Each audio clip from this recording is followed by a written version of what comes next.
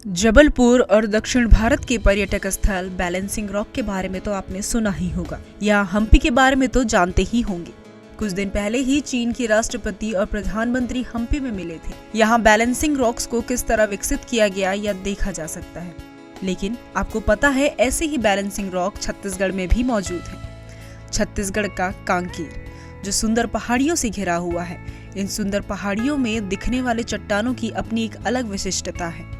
एक नज़र में ये पत्थर आम से लगते हैं, लेकिन ऐसा नहीं है।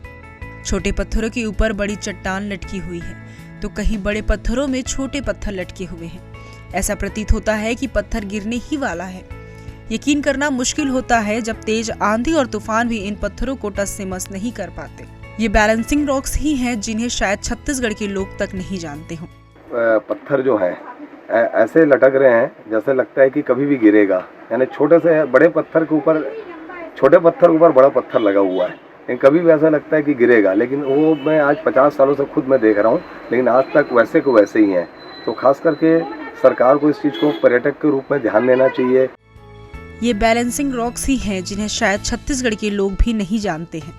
भूगर्भ विज्ञान के प्राध्यापक प्रदीप गौर ने इन लटकते पत्थरों को लेकर ईटीवी भारत को बताया कि कांकेर चारों ओर से ग्रेनाइट शिलाओं से घिरा हुआ है। यह ग्रेनाइट आग्नेय शिलाएं हैं। इसकी बनने की प्रक्रिया कुछ ऐसी है।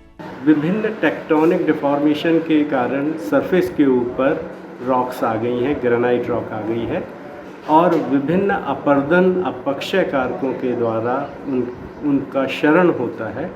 और क्षरण की जो प्रक्रिया है वो सामान्यतः नीचे की तरफ ज़्यादा होती है, ऊपर की तरफ कम होती है।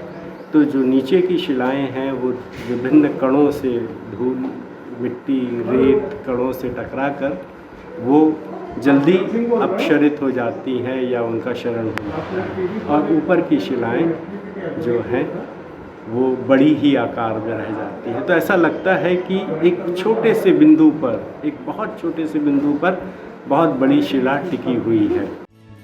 भारत की अन्य जगह जैसे जबलपुर, महाबलीपुर, तमिलनाडु में बैलेंसिंग रॉक पाया जाता है, जिसे पर्यटक के रूप में विकसित भी किया गया है।